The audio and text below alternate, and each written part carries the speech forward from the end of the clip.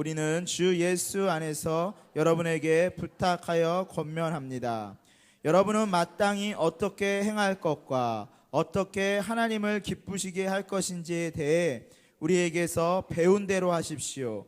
여러분이 행하고 있는 대로 더욱 풍성히 행하십시오. 우리 다시 한번 읽을까요? 시작. 마지막으로 형제들이여, 우리는 주 예수 안에서 여러분에게 부탁하며 권면합니다. 여러분은 마땅히 어떻게 행할 것과 어떻게 하나님을 기쁘시게 할 것인지에 대해 우리에게서 배운 대로 하십시오. 여러분이 행하고 있는 대로 더욱 풍성히 행하십시오. 아멘. 자, 여러분, 오늘 제가 마지막 설교입니다. 이 가식적인 것들, 소문을 듣지 않니 벌써부터 굉장히 기뻐하고 즐거워한다는 인간들이 보였습니다. 제가 몇 명 벌써 파악했어요. 배찬, 가장 소리 크게 하지만 소문 다 들었다. 여러분, 사실 제가 이제 사역지를 이제 총 2번을 옮겨봤습니다. 한 번은 처음 사역을 시작한 곳이었습니다. 처음 사역을 시작한 곳은, 오늘 좀 마지막 설교니까 제가 편안하게 제 마음대로 할게요. 네, 괜찮죠? 네. 처음 이렇게 사역했던 곳은 이제 진세골 온누리교회라는 산속에 있는 교회였습니다. 이제 처음 신학생이 된 거예요. 그때 처음 신학교가 다니고, 신학교를 다닌 지 5개월 만에 제가 이제 전도사가 됐거든요.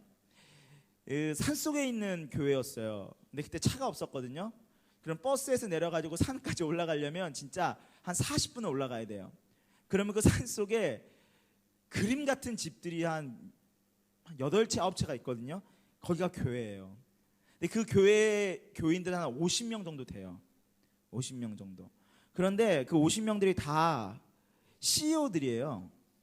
그래서 저가 이렇게 배낭을 메고 이렇게 그 산길을 40분 올라가면 벤츠, BMW, 아우디 뭐 이렇게 지나가요. 그러다가 이제 성도님들이 나중에는 이제 태워주시고도 하죠. 거기서 이제 사역을 시작했는데, 그때도 이제 어린 아이들을 맡았거든요. 중고등부를 맡았어요. 그래서 전도사님 아는 사이여서, 전도사님 신학교 다니신다면서요, 와가지고 저희 교회 좀 챙겨주세요. 그래서 아는 사이라서 저희가 시작했거든요. 그래서 그래, 중등부 처음 해보자면 해봐야 되겠다. 갔어요. 갔더니 중학교 여자애들 2명이 있었단 말이에요. 중학교 1학년과 중학교 2학년. 자매였어요. 저 딱 첫 대면이 제가 쫄았습니다. 산속에서 호랑이를 만난 것처럼 그 2명의 자매의 그 표정과 눈빛이 제가 쫄았어요. 그리고 한 3개월을 힘들게 보냈던 것 같아요. 처음 저도 전도사를 하는 거니까 제가 얼마나 어색하고 힘들었겠습니까? 설교를 열심히 써가지고 갔죠. 그래가지고 제가 말했지만 처음 했을 때는 열정이 있어가지고 성경을 헬라어로 설교를 준비했어요. 그래서 헬라에 대해서 설명하고, 이 성경의 본문의 헬라가 이런 뜻이고, 저도 잘 모르면서 그걸 그 앞에서 줄줄 읽었죠. 찬양도 제가 했어요. 찬양도 2-3곡씩. 기타 치면 저 혼자 2명은 딱 앉아가지고, 그리고 가끔씩 이렇게 째려봐요. 기억이 납니다. 그게 제 첫 사역이었어요. 그리고 거기서 뭐 많은 부흥이 있지는 않았습니다. 그 산속에 어떻게 올라오겠어요. 그래서 나중에는 한 최대한 15명까지 아이들이 왔던 것 같아요. 중고등부 아이들이 섞여서. 15명 아이들과 나중에는 이제 제가 깨달았어요. 죄를 지었구나. 알아듣지도 못하는 헬라어를 이야기하면 안 된다는 걸 깨닫고, 제가 걔네들한테 사과하고 다시 정말 그 아이들의 삶에 대해서, 그래서 사실은 예배보다는, 제가 말했잖아요, 그림 같은 집이 8채 있었다니까요. 그래서 거기서 뭘 했냐면 그림 같은 집을 이용하기 시작했어요. 그래서 뭐 한 달에 2-3번씩 음식을 만들어 먹었어요. 그래서 15명밖에 안 되니까 좋잖아요. 집에서 스파게티 재료 준비해가지고 같이, 그 콘도 같은 곳이거든요. 스파게티 끓여 먹고, 삼겹살 구워 먹기로 해가지고 추운 겨울날 밖에 나가서 삼겹살 구워 먹으면서 이러면서 삼겹살 구워 먹고, 기억이 납니다. 그 교회에서 사역을 마칠 때에는 뭐 슬프거나 그러지 않았어요. 왜냐하면 그 교회에 조금 어려움이 있어가지고 아이들이 먼저 나갔거든요. 부모님들과 함께. 그때 저도 그만두고 싶었는데 그 남겨진 아이들을 두고 갈 수가 없어서 제가 거기서 버텼습니다. 제 장기가 좀 버티는 거예요. 그래서 버텼어요. 버티고 해서 마지막에 있었던 그 처음에 시작했던 그 두 명이 끝까지 남았거든요. 걔네 둘까지 다른 교회로 옮겨가고 나서 제가 사임을 했어요. 그러니까 뭐 고별 설교도 없었어요. 걔네 둘 보내고 이제 끝났거든요. 그리고 그 다음 사역지가 수원 온누리교였어요. 그때는 한 100명 정도 됐어요. 80명에서 시작했는데 한 100명 정도 됐어요. 100명 정도 되는 아이들과 있을 때 마지막 설교가 기억이 나요. 마지막 설교 많이 울었어요. 그래서 막 올라가기 전까지는 장난치고 올라갔는데 이제 딱 본문을 피고 본문을 읽고 이 100명의 아이들 딱 쳐다보는 순간 갑자기 뭔가, 왜냐하면 그때는 얘기를 그만두면 제가 베트남을 와야 됐거든요. 못 보는 거예요. 못 보니까 이 마음속에 뭔가 답답함이 올라오면서 울컥하는 게 올라오는 거예요. 그래서 제가 설교를 한 25분 했거든요. 왜냐하면 설교가 끝나고 또 어른 설교 가가지고 인사를 해야 돼가지고 25분 설교했는데 25분 내내 울었습니다. 뭔 말했는지 기억이 잘 안 나요. 울면서 하여튼 뭘 계속 말했어요. 했더니 뭐 이 앞에 앉아있는 몇 명의 여자애들, 저의 팬이었던 그 여자애들은 같이 사진 찍던 애들, 제 머리 크기를 이용해가지고 자기네들의 유리함을 보여줄 때 그 여자애들, 그리고 남자애들 몇 명이 막 같이 울었던 기억이 나요. 그리고 제가 베트남에 왔어요. 베트남에 처음 와서 사역했던 게 무슨 사역이냐면 바로 이 사역이었어요. 중고등부 사역. 기억납니다. 6명 정도, 6명, 7명 정도 앉아 있었던 것 같아요. 거기에 그 원조 멤버가 예찬이었던 것 같아요. 너 있었지? 그때 중고등부였니? 그때 우리가 한 6명, 7명 정도 됐어, 그지?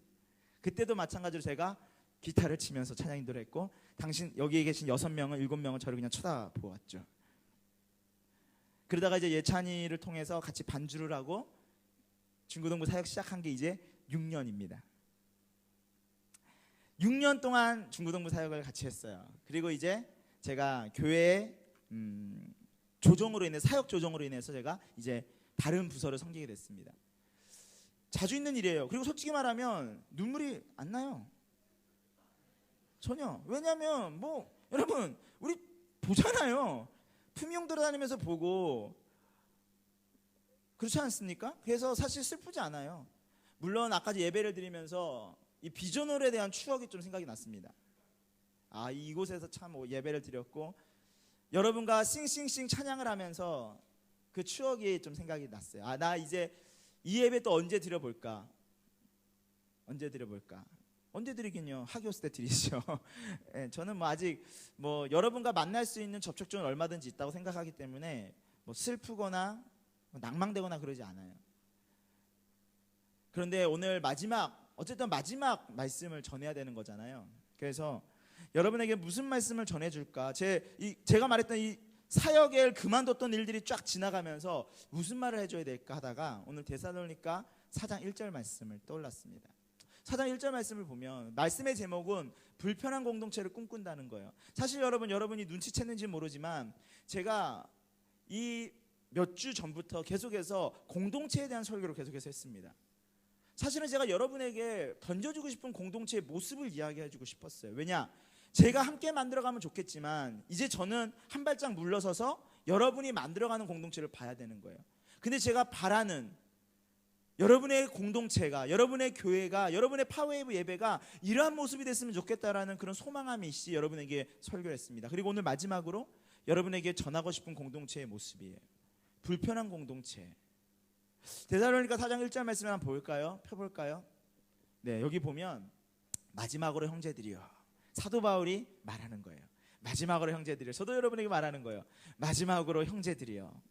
이제 여러분, 저와 여러분은 스승과 제자의 관계가 아닙니다. 이제 우리는 형제예요. 그래서 여러분 길거리에서 만나면 이렇게 인사하면 돼요. Hey brother. 근데 우리 만나면 어떻게 해요? 목사님, 안녕하세요. 근데 얼마 전에 보니까 이제 저 그만둔다고 카페에서 만났는데 인사도 제대로 안 하더라고요. 자기 목사님 아니라는 거죠. 진짜 기가 막혀서.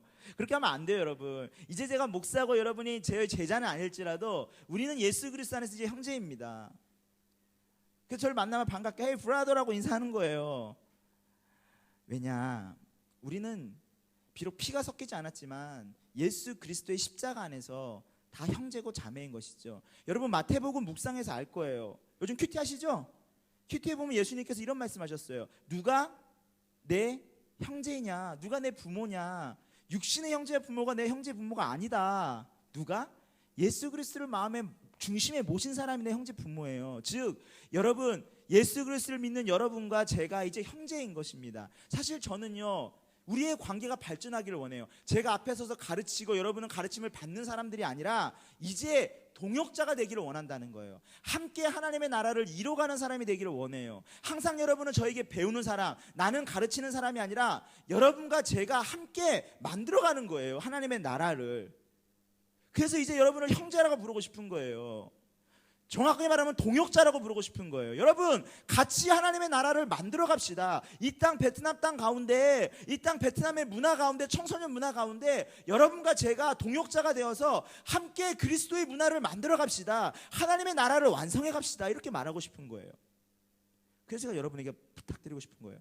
마지막으로 내 동역자들이요, 내 형제들이요, 사도 바울과 같은 마음으로 여러분에게 전하는 말씀입니다. 뭐라고 말하고 있습니까? 우리는 주 예수 안에서 여러분에게 부탁하며 권면합니다. 저도 여러분에게 이제 부탁하고 권면하고 싶은 말이 있다는 거예요. 여러분, 이제 새로운 목사님이 오셔서 말씀을 전해주시고 목사님께서 메시지를 계속해서 던져주실 거예요. 저 또한 여러분에게 마지막으로 지금 메시지를 던지면서 여러분에게 부탁하고 권면하고 싶은 말이 하나 있어요. 그게 뭐냐면, 여기 나와 있는 마땅히 어떻게 행할 것과 어떻게 하나님을 기쁘시게 할 것인에 대해서 우리에게서 배운 대로 하십시오. 여러분, 중요한 사실은 여기에 있는 것입니다.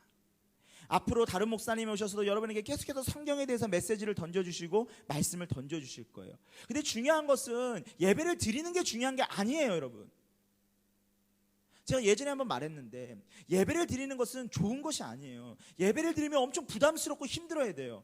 예배를 드릴 때마다 뭐예요? 하나님의 말씀을 듣고 배우잖아요. 그 하나님의 말씀을 배웠으면 일주일 동안 그 말씀 때문에 힘들고 어려워야 되는 거예요. 왜? 그 말씀대로 살아가야 되니까. 그 말씀이 나를 찔러야 되니까. 그 말씀이 나를 힘들게 해야 되는 거예요. 예전에는 아무렇지도 않던 일들이, 예전에는 편안했던 일들이 예수님을 믿음을 통해서, 말씀을 통해서 우리 안에 불편함을 일으키기 시작하는 거예요. 내가 왜 그 말씀대로 살지 못할까? 주님은 내 원수를 사랑하라 그랬는데 나는 왜 원수 같은 동생을 사랑하지 못할까? 이것이 우리에게 어려움이 되어야 되는 것입니다. 근데 우리는 예배를 드리는 것과 우리의 삶을 전혀 연결하지 않는 거예요. 예배를 한 번 드리면 한 번도 부담스러운 거고, 예배를 10번 드리면 우리 안에 10번의 부담감이 일어나는 거예요. 왜? 말씀을 들은 대로 어떻게 해야지 행해야 되니까. 그리고 하나님이 기뻐하시는 것이 무엇인지를 알고 우리가 그 뜻대로 행해야 되니까. 베테랑의 유명한 대사가 있죠. 뭐예요? 제가 옛날에 설교 제목으로 한번 썼어요. 베테랑의 유명한 대사. 그래, 쪽팔리지 않게 살자 이거예요. 야, 우리가 돈이 없지. 나도 그 대사, 나 베테랑보다 울었잖아요. 나 베테랑 3번 봤는데 3번 다 그 장면에서 울었잖아요. 그 부인이, 우리가 돈이 없지. 그래, 가오가 없냐. 여러분, 쪽팔리게 살지 맙시다. 우리가 5년 뒤에 10년 뒤에 만났는데 쪽팔리게 살지 맙시다. 제가 10년 뒤에 여러분을 만났는데 쪽팔리는 목사 되고 싶지 않다는 겁니다. 10년 뒤에 만나는데 부끄러워 얼굴을 뒤지 못하는 목사가 되고 싶지 않다는 겁니다. 돈 밝히고 여자 밝히고 권력 밝히고 하나님의 말씀을 내 마음대로 왜곡해서 가짜 전하고 말씀대로 살지 못해서 내 안에 제가 드글드글한 그런 목사가 아니라 여러분 앞에 당당히 설 수 있는 목사가 되고 싶단 말입니다. 서서 10년 뒤에 여러분을 만났을 때 반갑게 여러분과 맞이하고 여러분을 안아주고 환영할 수 있는 목사가 되고 싶단 말입니다. 그러기 위해서는 배운 대로 행하고 하나님이 기뻐하시는 일이 무엇인지를 알고 행해야 된다는 것이죠. 여러분도 마찬가지예요. 10년 뒤에 저를 만났는데 목사님 얼굴 피해서 도망 다닐라. 방학이 끝나면 여러분에게 그런 모습이 많이 나타나요. 방학 끝나고 교회에 오면 막 제 눈빛을 피하고 막 숨어요. 길거리에서 저를 보면 저쪽에서 딱 보다가 난 분명히 걔를 봤거든요. 갑자기 뭐요? 샥! 여러분, 인간이 숨는다는 것은 무엇을 의미하는지 아십니까? 창세기 3장에 아담과 하와가 에덴 동산에서 선악과를 따먹고 했던 일이 뭘까요? 하나님이 두려워서 숨었습니다. 여러분, 우리가 다시 만났을 때 서로 얼굴을 숨겨야 되는 그런 사이가 돼야 될까요? 저는 아니라는 겁니다. 우리가 아무것도 없어도 목사님 저 대학 떨어졌어요. 그래도 저를 반갑게 맞이했으면 좋겠어요. 목사님 저 대학 떨어졌어요. 근데 얼굴을 숨겨요. 이 새끼 너 왜 대학 떨어졌냐? 맨날 게임해가지고 맨날 게임방에서 살아가지고 그래서 대학 떨어지면 저 창피하겠죠. 제 보기에. 목사님 왜 그러냐. 중고등학교 내내 연애질만 하다가 대학 떨어졌어요. 이 새끼야 죽어라. 제가 때리겠죠. 여러분 우리 그렇게 살지 맙시다. 대학 떨어졌어도 당당하게 저를 만나는 거예요. 대학 떨어졌어 왜? 모르겠습니다. 뜻이 있겠죠. 게임했냐? 아니요. 연애했냐? 아니요. 뭐 했냐? 예배 열심히 했는데요. 뜻이 있겠지. 여러분 그런 모습이 되고 싶어요. 전 여러분을 만났을 때 여러분이 저한테 어떤 졸업장을 자랑하고 어떤 스펙을 자랑하고 그런 것보다는 저한테 당당하게 말했으면 좋겠어요. 목사님 말씀대로 살았습니다. 목사님 성경대로 살았습니다. 말씀하시는 대로 가르쳐 주신 대로 살았습니다. 저 그런 사람 만나고 싶어요. 저도 여러분 앞에 섰을 때 그렇게 고백하는 목사가 되고 싶어요. 신문에 나오고 싶지 않아요. 잠바로 이렇게 얼굴 가리고 싶지 않다고요. 여러분 제가 여러분에게 미안한 게 참 많아요. 솔직하게 말하면 미안한 게 뭐냐면 제 설교가 길었어요. 미안합니다. 제가 길게 하려고 길게 하지 않아요. 항상 설교 준비할 때마다 저 진짜 기도해요. 제발 설교 좀 짧게 하게 도와주세요. 안 돼요. 정말 미안합니다. 제 설교가 평균 40분에서 50분에서 길 때는 1시간까지 가는데 여러분 훈련 잘 받으셨어요. 이제 어디 가셔도 아마 설교를 듣는 데 있어서는 여러분 거의 대가가 됐을 겁니다. 웬만한 설교는 여러분 다 들으실 수 있을 거예요. 아무리 성경 설교가 그렇게 길지 않거든요. 여러분 앉아 있을 수 있어요. 정말 미안했어요. 또 한 가지 제 설교가 여러분에게 평안함을 가져다 주지 못해서 미안했습니다. 제 설교가 굉장히 사실은 솔직히 말해서 대중적이진 않아요. 좀 불편하게 할 수 있어요. 근데 저는 말씀을 준비할 때마다 정말 그러고 싶었어요. 여러분을 불편하게 하고 싶었습니다. 말씀을 듣는 사람들 마음 가운데 뭔가 불편함을 일으키고 싶었어요. 내가 정말 이렇게 살고 있는 것이 맞는가? 내가 하나님 앞에 온전한 믿음 생활을 하고 있는가? 정말 내 생활이 하나님 앞에 온전한가? 저는 여러분에게도 불편함을 던져주고 싶은 사람이 되고 싶었어요. 저를 보면 불편한 사람이 되고 저를 봐도 불편하게 여러분이 느꼈으면 좋겠다고 생각했어요. 왜? 여러분 예배는 말씀은 우리 안에 평안을 가져다 줘요. 하지만 그 평안은 언제 가져다 주느냐? 저때 언제? 우리가 배운 대로 행하고 하나님이 기뻐하시는 일이 무엇인지를 알고 그 뜻대로 살 때. 근데 그 뜻대로 살면 무슨 일이 발생되는 줄 아세요? 행복을 가져다 주고 평안을 가져다 주는 일도 있지만 그 뜻대로 살 때 우리 안에 정말 하나님께 배운 대로 살 때, 주님이 말씀하신 대로 살 때, 하나님이 기뻐하시는 일을 선택할 때 우리의 삶에 어려움이 찾아올 때가 있다는 거예요. 그렇잖아요. 보세요. 제자들이 예수님께서 말씀하신 거예요.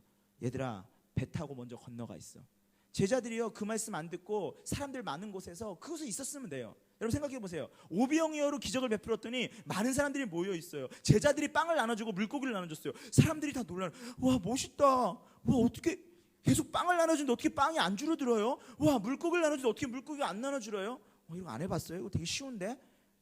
이거 그냥 기도하고 그렇게 하면 다 돼요. 사람들한테 막 이야기하고 그럼 사람들이 우와 리액션 해주고 거기서 영광을 취하면서 그냥 거기 있으면 돼요. 그런데 언제? 예수님께서 말씀하신 거예요. 건너가라. 말씀대로 행했더니 무슨 일이 뭘 만난 거예요?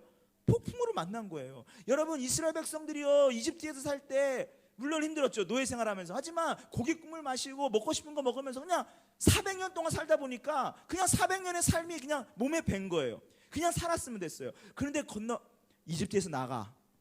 이스라엘 백성들이 물론 구했죠. 하나님 우리를 좀 내보내주세요. 하나님이 그들을 이집트에서 꺼내셨어요. 근데 그때 무슨 일이 발생했어요? 홍해가 그들 앞을 가로막는 거예요. 광야에서 목마른 거예요. 이집트에서 살 때 목마를 일이 없어요. 나일강이 흐르고 있어요. 항상 그들은 목이 마른 적이 없어요. 배고픈 적이 없어요. 그런데 주님 말씀 따라서 이집트를 나오니까 무슨 일이 발생되는 거예요? 광야에서 목마른 거예요. 이집트에서 배고픈 거예요. 여러분 그런데 놀라운 건 뭔지 아십니까? 하나님의 말씀에 예수님의 말씀에 순종해서 배를 타서 폭풍우를 만나서 그들이 괴로운 상황, 두려운 상황이 있었을 때 그때 뭐예요? 예수님의 평안함이 있었다는 거예요. 주님이 그들을 만나주시고 그들에게 참된 평화를 가져다 주셨다는 거예요. 여러분, 홍해가 언제 갈라졌어요? 그들이 이집트에서 나왔을 때 그들을 가로막고 있던 홍해가 갈라진 거예요. 그들이 광야에서 목말랐을 때 주님이 반석에서 물을 내신 거예요. 그들이 광야에서 배고플 때 하늘에서 만나가 떨어졌고 하늘에서 메추라기가 떨어진 거예요. 여러분, 예수님의 말씀에 순종하지 않는 사람들은 그냥 편안할 수 있어요. 하지만 여러분, 신앙이라는 건, 믿음이라는 건, 복음이라는 건 평안한 삶이 아니라는 것입니다. 신앙은 주님 말씀 따라 행해서, 배운 대로 행해서, 하나님이 기뻐하신 대로 행해서, 즉 십자가의 길을 짐으로 해서 우리의 삶의 고통과 어려움이 따르게 되어 있는 거예요. 주님이 말씀하셨거든요. 너희는 나를 따르거든 자기 십자가를 지고 나를 따르라. 여러분, 십자가를 진다는 건 무엇입니까? 좁은 길을 가는 거예요. 힘든 길을 가는 거예요. 어려운 길을 가는 거예요. 남이 가지 않는 길을 가는 거예요. 그런데 뭐예요? 그때 무슨 일이 있다는 거예요? 주님이 위로하신다는 거예요. 주님 뜻대로 행했을 때, 주님 따라갔을 때 주님이 우리를 만나주시고 주님이 그것 가운데 기적을 베푸시고 주님이 우리 가운데 참된 평안함을 가져다 주시는 거예요. 여러분, 기독교는 그래서 평안의 종교인 거예요. 그냥 아무것도 안 하기 때문에 쉬운 것을 찾아다니고 고난을 피해 다니고 이렇게 기도하는 거예요. 하나님, 고난을 나로부터 피하게 해주세요. 기독교는 그런 종교가 아니에요. 기독교는 고난을 피하게 해달라는 종교가 아니라 고난을 만났을 때 고난을 이기게 해주십시오라고 기도하는 종교입니다. 고난을 이기는 그 과정 가운데 하나님이 우리를 도우시고 하나님의 기적이 나타나기 때문에 우리는 뭐예요? 평안할 수 있는 거예요. 여러분, 6년 동안 설교하면서 얼마나 많은 설교를 했겠습니까? 여러분은 지지난주 설교도 기억 안 날 거예요. 저도 사실 기억이 잘 안 나요. 참 제 안에 6년 동안 하면서 너무너무 행복한 기억도 있고 너무너무 안타까운 기억도 있어요. 하지만 제 안에 있는 가장 큰 안타까움은 저도 그렇고 여러분도 그렇고 우리가 정말 복음 들은 대로 하나님의 은혜를 아는 사람처럼 살아가는가, 거기에 대한 물음표 때문에 저는 항상 괴로웠습니다. 예찬이나 병준이 같은 경우 졸업생이잖아요. 사실 예찬이 같은 경우는 6년을 제가 가르친 것 같아요. 중학교 때부터 고등학교 때까지. 병준이 같은 경우도 3, 4년 이상을 제가 가르쳤던 것 같아요. 같이 했던 것 같아요. 그런데 걔네들이요, 대학 가고 했더니, 제품 떠났더니 잘 살아야 되잖아요. 잘 살아야 되잖아요.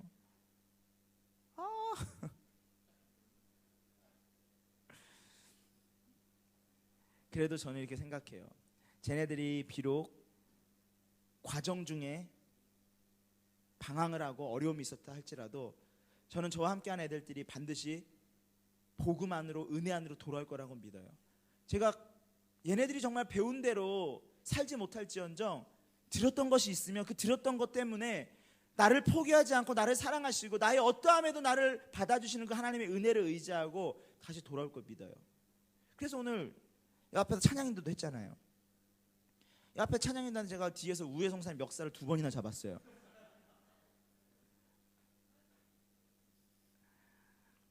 여러분, 쟤네들 정도만 돼도 돼요. 여러분은 오늘 하루, 다음 주에 목사님이 전해주는 그 말씀, 한 말씀 있잖아요. 그 중에 그 한 말씀을 붙들고요, 배운 대로 행하면 돼요. 깨달은 대로 행하면 돼요. 오늘 큐티 했잖아요. 그 큐티에서 한 단어라도 마음에 와닿다면 그 단어 붙들고 하루를 그 말씀 붙들고 살아가면 돼요.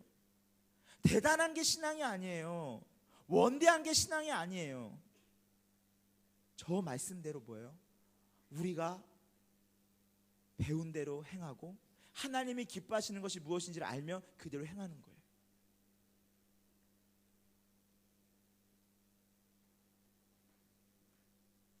재균아, 예배를 한 번 드리면 한 번 레벨이 1만큼 불편하고 예배를 10번 드리면 레벨이 10만큼 불편해졌으면 좋겠다. 이 말은 뭐예요? 그냥 예배 드리고 예배 드렸다 그 만족감으로 돌아가는 게 아니라 그날 들은 말씀이 내 삶을 붙드는 거예요. 예를 들어 내 원수를 사랑하라고 말씀하셨는데 원수 사랑하지 못하는 그 모습 때문에 내가 불편한 거예요. 일주일 내내. 친구의 작은 시비에도 분노하고 있는 내 모습 때문에 어려워하는 거예요. 주님이 자기 십자가를 지고 나를 따르라고 그랬는데 나는 내 십자가를 안 지는 거예요.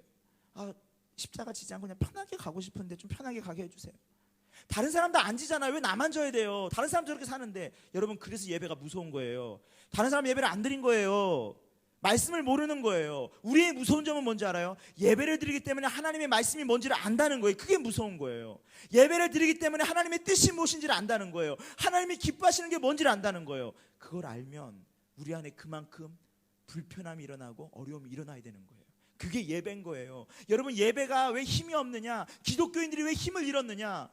예수 믿는 게 왜 부끄러워졌느냐? 왜? 예배는 10번 드리는데 삶에 아무런 이야기가 없거든요. 예번 10번 드리면 10번 드리고 그냥 만족하고 끝나거든요. 예배는 그게 아니라니까요. 예배 한 번이 우리의 삶에 한 번의 부담감과 어려움으로 다가오는 거예요. 왜? 저렇게 살아야 되니까. 어떻게? 배운 대로 행해야 되고 하나님이 기뻐하시는 것이 무엇인지 알면 그대로 행해야 되니까. 제가 여러분 지금 율법적인 행위를 말하고 있는 것이 아니에요. 바리새인들이 되지 말라는 거예요. 서기관들이 되지 말라는 거예요. 예배는 드리면서 가식적인 삶을 살지 말라는 거예요. 말씀을 들었으면 말씀대로 행하라는 거예요. 은혜를 안다면 은혜 아는 자로 살라는 거예요. 제가 여러분에게 마지막으로 권면하고 싶은 말은 그겁니다.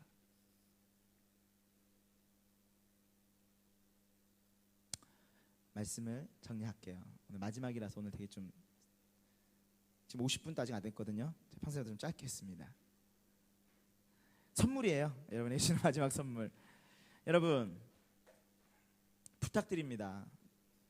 마지막으로 사도 바울이 권면하는 것처럼 사실은요, 저 데살로니가 이야기를 풀려면 끝도 없습니다. 데살로니가 교회에 대해 말하는 건 이런 거예요. 뒤에 나오는 이야기 아주 복잡해요. 거룩함에 대해서, 음란함에 대해서 막 설명하고 있거든요. 그 데살로니가 교회 상황에 대해서.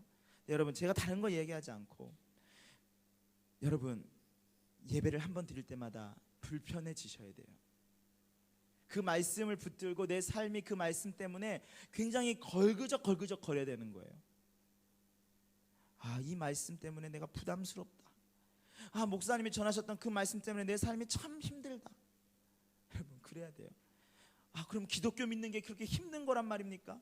기독교 믿는 것이 이렇게 평안함이었고 항상 어렵고 불편하고 불평해야 되는. 예, 맞아요. 기독교 그거예요. 제가 6년 동안 하고 싶었던 얘기는 그거였어요. 여러분 속이 시원했으면 좋겠습니다. 제가 가면 여러분 속이 시원했으면 좋겠어요. 이건 진심이에요. 왜? 저렇게 나를 불편하게 하던 인간이 드디어 사라졌구나. 이런 마음이 들었으면 좋겠다는 거예요. 근데 그렇지 않다면 실패한 거죠. 앞으로 여러분 그랬으면 좋겠어요. 말씀을 들을 때마다 저 말씀을 어떻게 내 삶에 적용시켜 볼까? 어떻게 하면 저 말씀대로 순종해 볼까? 그냥 교회 문 밖 나가면 끝나지 말고 그 말씀이랑 좀 치열하게 싸워보시라는 거예요.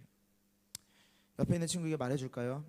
친구야, 친구야, 좀 크게 불러주세요. 친구야, 예배는 부담감이야.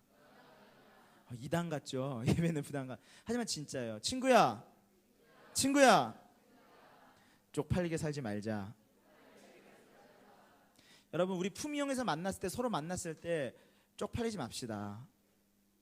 여러분, 제가 여러분을 그래도 명색이 목사인데, 제가 집사만 돼도, 장로만 돼도 그러지 않아요. 근데 목사잖아요. 목사인데 제가 여러분 둘둘 치킨 앞에서 호프를 한 잔 마시고 있는 모습을 여러분 들키면 제가 좀 쪽팔리지 않겠습니까? 그래도 목사인데. 안 그래요? 여러분 또 품명에서 저를 만났을 때 좀 쪽팔리지 않았으면 좋겠습니다. 아, 쪽팔 때가 있어요. 만났을 때 되게. 만나지 말아야 될 장소에서 만날 때 되게 쪽팔려요, 여러분. 그러지 않았으면 좋겠어요. 중고등부에서 보지 못하지만 우리가 품명에서 만났을 때 저를 봤을 때 아주 당당하게, 우리가 죄가 없다는 게 아니라 그 말씀대로 살아보려는 그 치열함 때문에 당당하게 말할 수 있어요. 목사님, 이번에 또 무너졌지만 그 말씀 붙들려고 하다가 정말 치열하게 싸우다 좀 졌지만 다시 하나님의 은혜를 구하고 있습니다. 좀 당당하게 말할 수 있는 여러분 됐으면 좋겠어요. 그렇게 할 수 있겠죠? 그렇게 할 수 있겠죠? 네. 마지막으로 권면합니다. 예배를 부담스럽게 생각하시고 말씀을 치열하게 한번 살아보시길 바라요. 그리고 길거리에서 저를 만나면 어떻게 인사해야 될까요? Hey brother. 두 가지예요. 뭐 Hey brother 이렇게 인사해도 좋고, 원래 여자도 남자한테 브라더라 하죠. 제가 영어를 잘 몰라가지고. 혹시 여자는 저한테 시스터라 해야 되나요? 그건 아니죠. 헤이 브라더라고 인사할 수 있고, 헤이 브라더가 너무 부담스러워. 사실 이게 얼굴을 보면 브라더라는 이름이 잘 안 나오죠. 헤이 엉클 뭐 이렇게 예, 그렇게 하지 말고 예. 보면 항상 반갑게. 우리 한 교회 안에 있잖아요. 제가 그래서 마음이 좀 자유로워요. 떠나면 너무 슬픈데, 다행히 마음이 슬프면 되게 슬플 것 같았거든요. 마음이 되게 속상할 것 같았거든요. 슬프면. 다행히 슬프지 않아요. 오시는 목사님이 저보다 젊다는 점에서 여러분의 마음을 훨씬 더 잘 이해해 줄 거라는 믿음이 있어요. 두 번째, 그 목사님의 설교가 매우 짧다라고 정평이 나 있어요. 그래서 여러분이 저희 때보다 덜 괴로울 거라는 믿음이 있어요. 그래서 슬프지 않아요, 전혀. 그냥 여러분이 저보기에 쪽팔리지 않기만 하면 돼요. 제가 비록 중고등부를 그만뒀지만 여러분을 만났을 때, 여러분이 쪽팔린 행위를 하고 있을 때는 저는 여러분을 쎄르겠습니다. 네, 여전히 때리고 네, 쪽팔리게 살지 맙시다. 그래서 우리 당당하게 그리스도의 자녀답게 살아갈 수 있기를 축복합니다. 기도하겠습니다. 하나님, 우리 친구들이 하나님을 사랑합니다. 하나님을 사랑하기 때문에 그냥 감정적으로만 하나님을 사랑하고 눈물 흘리는 친구들이 아니라, 하나님, 우리 친구들이 그 하나님을 사랑하는 것 때문에 조금 더 불편해졌으면 좋겠습니다. 예배를 한 번 드리고 두 번 드리고, 큐티를 한 번 하고 두 번 하고, 기도를 한 번 하고 두 번 할 때마다 그것이 내 삶에 부담감이 되고 불편함이 됐으면 좋겠습니다. 그 말씀이 나를 붙들고 있기 때문에 너무 부담스럽고, 그 말씀이 나를 찌르기 때문에 그것이 너무나 부담스럽고, 그 말씀이 내 삶을 덮고 있기 때문에 내가 그것대로 살아가지 못하는 것 때문에 치열함이 있었으면 좋겠습니다.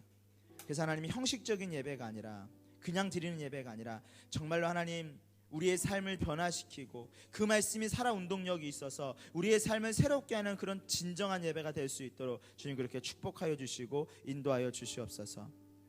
마지막으로 형제들이여, 여러분에게 권면합니다 라고 말했던 그 사도 바울의 마음처럼 저도 우리 사랑하는 파웨이브 친구들에게 권면합니다.